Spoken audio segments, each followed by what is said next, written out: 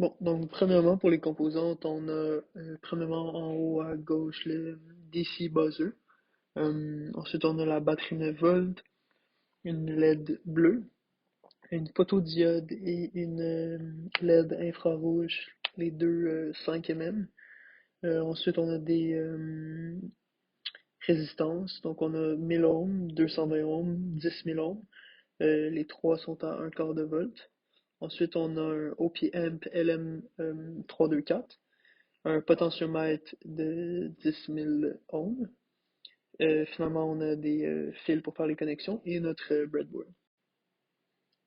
Donc, pour terminer, voici une série d'étapes maintenant la conceptualisation et d'établir les connexions.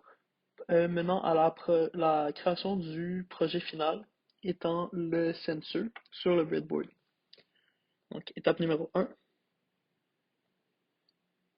étape numéro 2, étape numéro 3, étape numéro 4, étape numéro 5, étape numéro 6, et finalement, étape numéro 7 est la dernière étape, dont celle de faire la connexion nécessaire de la LED bleue avec la petite résistance ainsi que le DC buzzer. Voilà. Donc voilà, ici on a le circuit complété.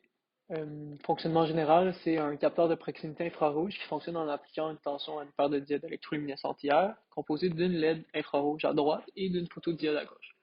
La LED infrarouge émet ensuite la lumière qui se propage dans l'air.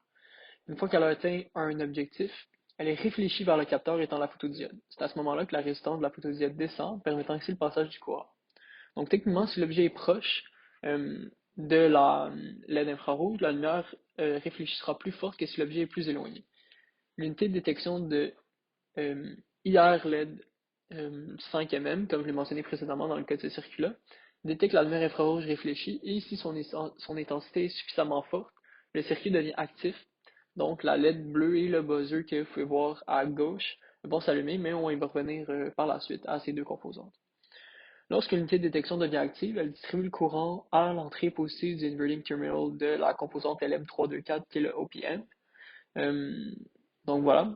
L'entrée négative est quant à elle connectée au wiper contact du potentiomètre avec lequel il est possible d'ajouter la résistance. Par conséquent, si le voltage de l'entrée positive est supérieur à celui du potentiomètre, l'output sera élevé. Donc dans le cas contraire, l'output sera nul ou très faible si le voltage de l'entrée positive est inférieur à celui du potentiomètre. Il est ensuite possible d'activer un nombre quelconque de dispositifs reliés à l'output de la composante si l'output est suffisamment élevé. Pour les besoins de savoir si le circuit fonctionne, dans notre cas, les dispositifs utilisés sont le buzzer et la petite LED bleue qui s'allumeront lorsque le capteur devient actif. Finalement, le potentiomètre sert également à varier la sensibilité du sensor, puisque par exemple, en réduisant la résistance de celui-ci, la différence de voltage entre l'entrée positive et l'entrée négative sera plus grande, rendant ainsi le circuit plus sensible étant donné du fait que ça en demande moins à la photodiode pour dépasser le voltage provenant du potentiomètre. Par conséquent, il sera possible de détecter des objets à une distance plus éloignée du système de récepteur. Euh, voilà.